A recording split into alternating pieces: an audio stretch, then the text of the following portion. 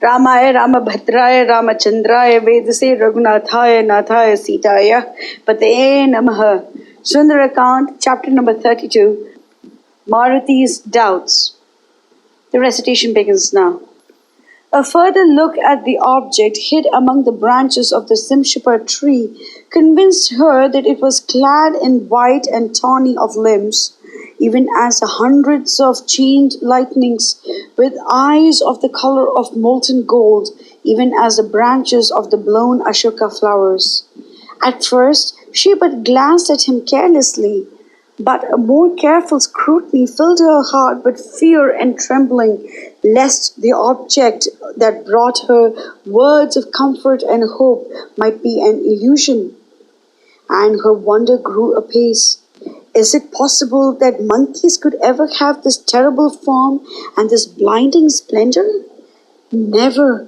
Verily, this is but a hallucination, and her heart was clouded with doubt. Her senses were adrift with fear and weighed with sorrow. Rama, Lakshmana, are you justified in standing by and seeing me at the mercy of these terrors? Thus in many a way did Lady Sita bewail her cruel fate as to melt the hardest of hearts. But she sobbed as if her heart would break, for fear came upon her. If the fates are so kind to me as to grant that this is a messenger in truth from my beloved Lord, then these Rakshasis might awake at the sound of my cries and find us out. Once more did she cast a piercing look at the monkey that stood before her in low reverence and doubted if it might be a dream. Next, her thoughts took a different hue. Why is it impossible that this might be someone who has come to bring me comfort and hope? And again she looked more keenly at his face, large and slightly sloping. But the more she looked at the son of Vayu, matchless of intellect, who never failed in carrying out the behests of his lord Sugriva, whose chief minister he was, the more did Sita fall a prey to fear and doubt. And she fainted away and lay as one dead. But she came out of it after a while and said to herself, Alas, I have beheld this monkey in my dream, and it is hideous to see.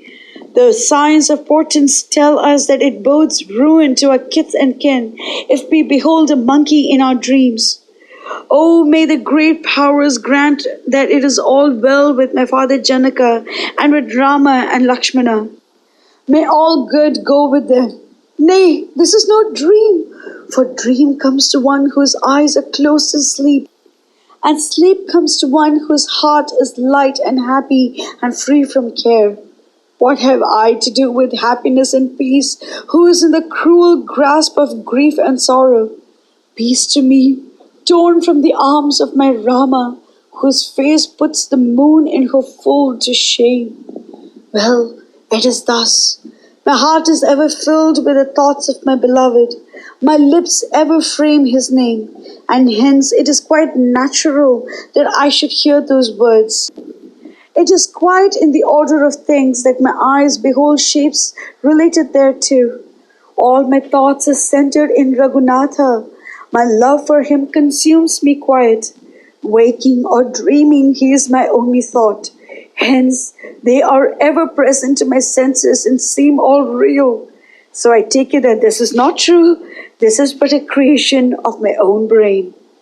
Yet, on further thought, this could not be so, for such outcomes of fancy take no material shapes. Now this form of this monkey is quite material. I plainly see it with my own eyes. His words sound naturally and clearly in my ears. Be it what it may, his words fill my heart with unspeakable joy. O great gods! O the great lords! Brahma, Agni, Indra, Brihaspati! Granted that this is all real and not be false. Mangalam Koshalin Raya Mahaniya Gunapti Chakravarti Dhanurjaya Sarvabhaumaya Mangalam.